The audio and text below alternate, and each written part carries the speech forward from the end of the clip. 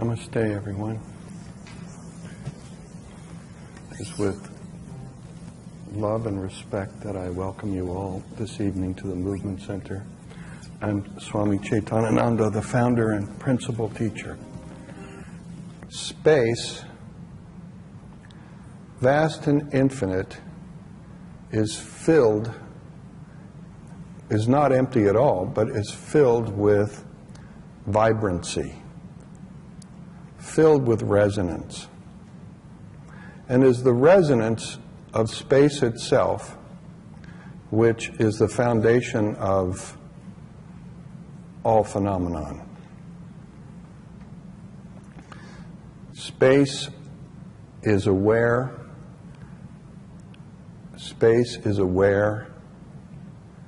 and the resonance within space is full of self-awareness. This is according to the Spandakarikas.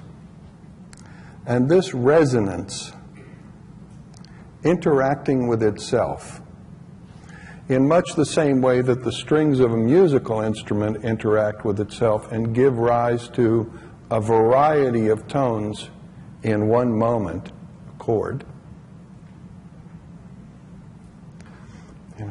This space, this resonance interacting with itself in space is responsible for all of the diversity of physical and biological life forms, most of which is not accessible to the sensory mechanisms of human beings. This resonance, as it interacts with itself, condenses into curtains of sound. And curtains of sound are what the Spandakarikas say we are. Those curtains manifest themselves as an energetic mechanism, is my term. It comes together like a magnet with lines of force, like a magnetic field, that have, a very complicated structure that is made up of lines of force and their intersections. The lines of force are called nadis, or chakras. Nadis are channels, and the intersection points are called chakras.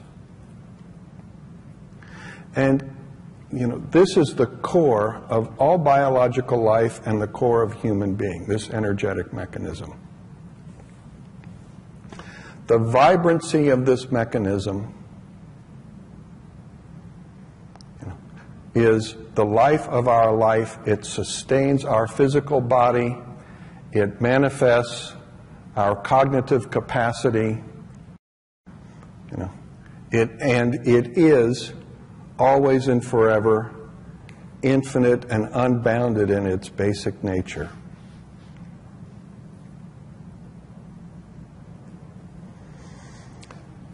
The universal resonance, as it condenses, interacting with itself, is considered to form letters, sounds.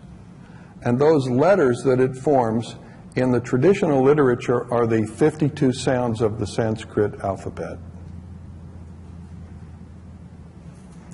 And all of those resonances are present within us, meaning, universal consciousness and universal capacity are present within us. The power that has made the whole universe and all of its extraordinary vibrancy and diversity is our own essence. And when it becomes the essence of an individual, then it is called Kundalini. And that Kundalini is what we are. It is our essence, our cognitive ability, our capacity for thought and speech and it is also our physiology, physiognomy, and the field of our experience.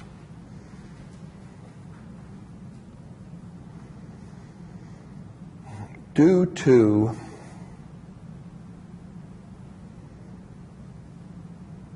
eons of reincarnating in the same family systems, and I'm not going to go into reincarnation theory at the moment, just take that as a given for this evening. We'll talk about that later.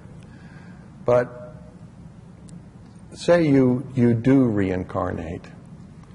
We reincarnate in the same family systems over and over and over again, carrying forward the disappointments of our ancestors, their struggles, their tensions, their heartbreaks, their illnesses, all of that miasm, we inherit, and we carry and we re-inherit it, and it's reinforced in our mother's womb, further nurtured by the relationship between our father and our mother, that vibration.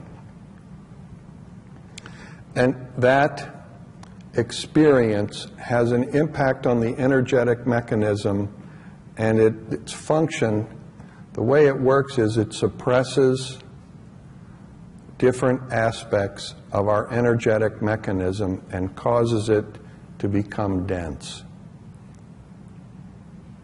Those tensions make us dense. They also make us unique. And it is based upon that suppression of our energetic mechanism, which we inherit as the disappointments of our ancestors, and that we reinforce through, those basic attitudes that we carry forward from our family, that create our experiential world. And because of these tensions and their suppressive effect on the energetic mechanism, Kundalini is said to be asleep within us. Well, that's not exactly true, because if Kundalini were ever asleep, then you would never even exist. But its function in everyone is suppressed. And the mechanism in South Asian culture, which is fully elaborated in the Tantric tradition for achieving the fullness of our own humanity, is to awaken that divine energy within ourselves through the awareness of the basic fluctuation of Kundalini energy, which is moving in us 12 times a minute. To become aware of that basic fluctuation and to begin to, direct that breath of life through the chakras and the channels with our attention, which is powerful. We dissolve tensions through the circulation of the energy. Releasing tensions, we allow our creative energy to flow, and that circulation of the energy, completely transforms us, exposing the basic sweetness and the profound richness that is available to each of us from within ourselves. My teacher Rudy used to say, the most amazing thing about human beings is how they manage to sit on top of this astonishing richness and creative capacity and live their whole life completely unaware of it.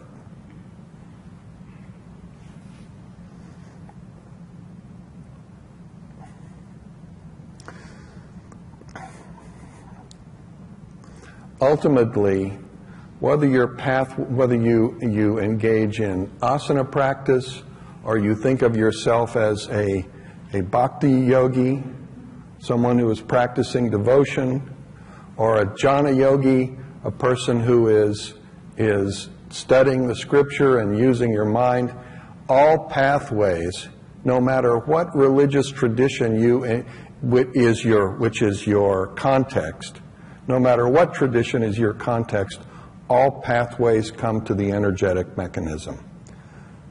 The fundamental reality of every human being, irrespective of every differentiation.